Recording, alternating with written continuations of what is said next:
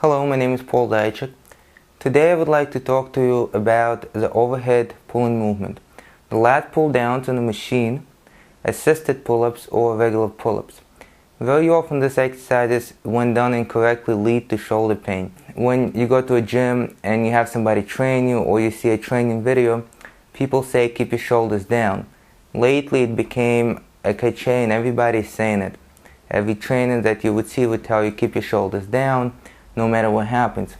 Well, if that is done incorrectly, chances are you're going to injure your shoulder. And I've seen this happen to a lot of people.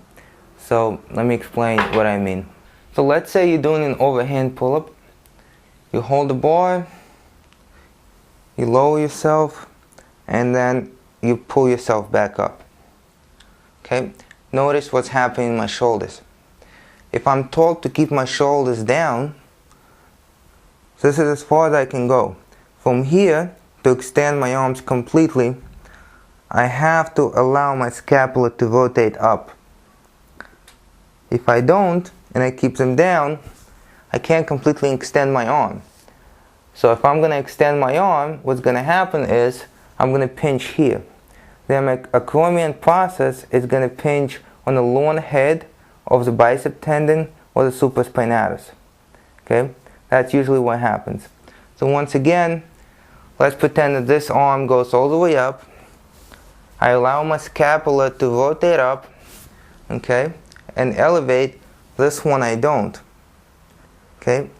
So in order to compensate for this movement, what I actually end up doing is pinching here, and I increase the mobility of my shoulder joint to compensate for lack of mobility in my scapula. So at first you do this because you're told to do this. You keep your shoulders down as much as possible. However, when you feel the pain, sometimes you will instinctively actually let your scapula come up to prevent the impingement from happening here. Okay? But after a while, the muscles that hold your scapula down and rotate your scapula down, those muscles are going to get tighter and they're going to get shorter because you're always contracting them under a lot of resistance, and they're simply not going to let your arm come all the way up. You're just not going to be able to do this, even if you wanted to. However, you're not even going to think about it because you think you're doing it correctly, and every time you bring the arms up, you're going to try to move from here, having the acromion process press on the tendon of the lower head of your bicep or press on the supraspinatus. Okay? Now, most people do not think that injuries to the shoulder happen from the pull-ups or the lat pulls down. Most people think that the injuries to the shoulder happen from the overhead presses. And unfortunately, a lot of orthopedic surgeons and physical therapists have the same impression. So very often when people go to the physical therapist or an orthopedic surgeon or even chiropractor, and they say, well, you know, I have pain here, MRIs are taken, and then there's an inflammation or irritation or sometimes even a tear of the tendons, the first thing that you're going to be told is lay off overhead presses. So if you do handstand push-ups, you can't do those anymore. If you do a barbell or dumbbells overhead presses, you can't do that anymore. Any kind of overhead pressing movement you can't do anymore. However, most people are not going to tell you to stay away from pulling movement. Okay? Whether it's pulling this way, pulling that way, or pulling this way.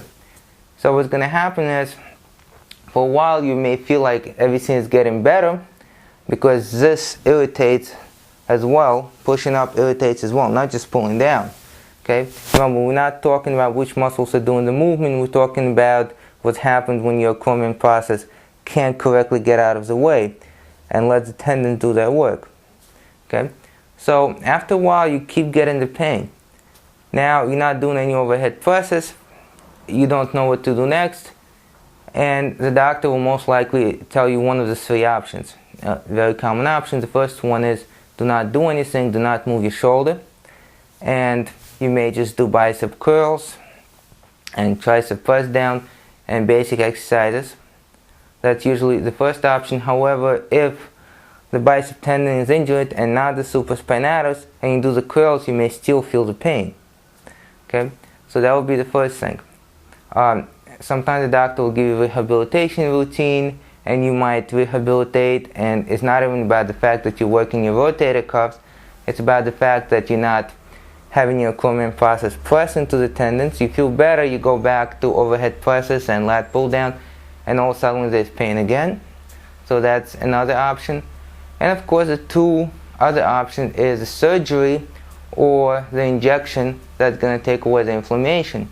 Well, the surgery, of course, it's a separate total issue, and the inflammation, you can take it away, but you're still going to be injuring the tendon. It's going to keep getting worse, worse, and worse, and you may not feel it for a while, and then it might be too late, and unfortunately you may have to do a surgery at that point if you go to the point of no return and the injury is too great. Now, if you have lateral scoliosis, your condition might even be worse. That means that if your spine a little bit turned to one side or a little bit to the other side, chances are, and this happens most of the time, if you have one side a little bit higher, the side that's lower, that's where you're going to feel the pain in your shoulder. And that happens for many reasons, but two most important ones is, number one, if that shoulder is lower, chances are you already have tightness in the muscle that moves the scapula, and they're going to keep it down. That's number one. Number two, of course, where this arm is a little bit closer to the bar, this arm has to overcompensate at the shoulder joint.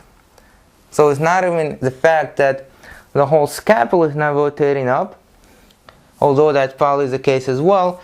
Now you have the body leaned over to the side, and you have to move it up more. Okay, so that's what happens if you have side to side.